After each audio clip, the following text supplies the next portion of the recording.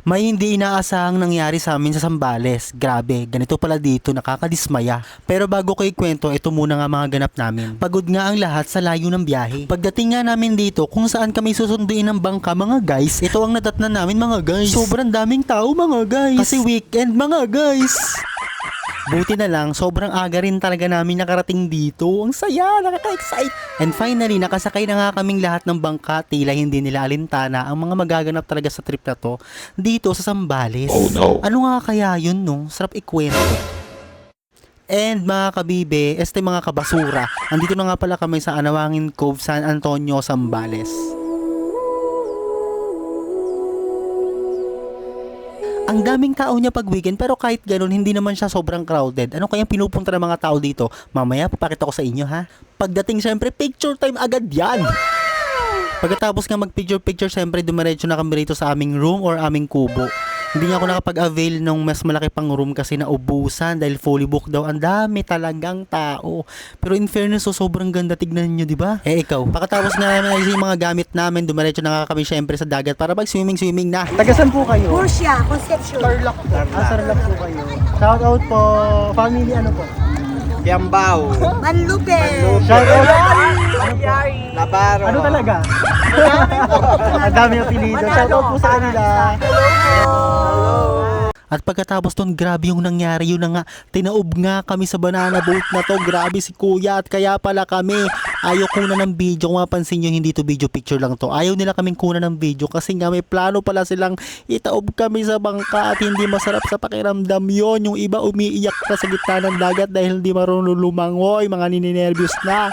Pero at the end, tawa na lang din sila ng tawa pagkatapos. At pagkatapos ka ng unforgettable experience na yun, syempre kumain na kami ng lunch. Ayan, sobrang sarap guys. Hindi namin yan bawon guys ha. Bali yung pagkain kasama na talaga yun sa package.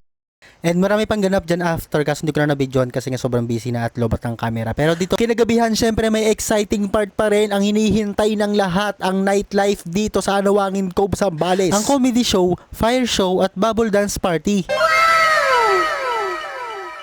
At nag-start na nga ang fire show. Nauna na yung comedy show kanina, hindi ko lang napakita. Alam nyo guys, ang angas talaga ng fire show dito. Kakaiba, sobrang galing, sobrang tagal din ng oras na nag-perform sila. Dito ko nakakita ng fire show na talaga nga namang hindi madamo. Napakadaming exhibition, ang dami nilang ginawa. Sobrang galing. Ayun o, grabe ang angas. Comment below nga guys kung gusto nyo i-upload ko yung full video nito. And after nung fire show, eto na naman ulit tayo sa isa pang hinihintay namin palagi dito. Ang dance party na punong-puno ng bubbles. Ayan, binoblower pa nila yan. 100% guys, sobrang saya talaga nito. Bukod sa magandang beach, eto rin talaga yung binabalik-balikan ng mga tao. And yes, kinaumagahan ang sarap ng gising naming lahat dahil pagkagising namin, super aga. Parang first time namin yan. Tapos may nakaredy ng mga almusal. Ang sarap ng ganito. Yung hindi naman kami mga morning person pero ang aga namin magsigising para sa almusal. Binayaran yan, kailangan kainin. After almusal, pinuntahan na namin yung isa sa mga gusto ng mga tao dito, itong pag-akyat sa bundok na to. Ayan, sobrang ganda kasi yung tanawin dyan sa taas pag andyan ka na sa tuktok.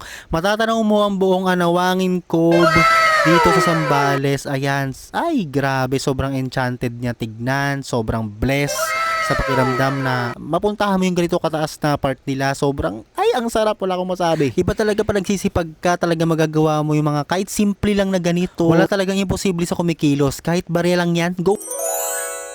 Pagbaba nga namin ng bundok, nagpanggap ulit kami mga shokoy sa dagat. Tignan nyo naman kung sino may pinakamalakas na baga. Take 2, kasama naman namin yung papa namin. O diba, pati siya hindi rin kinaya. Isa pa daw, sige nga. Mga mahihinang nila lang. Joke lang. Ako kasi talaga yung mas mukhang shokoy sa kanila tsaka may hasang.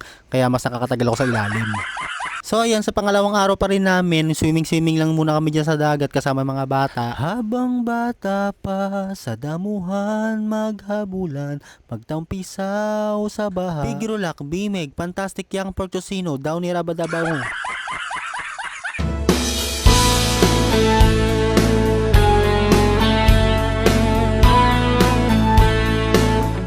Ang dami pang ganap na hindi na nakuha ng video hanggang sa umuwi na kami.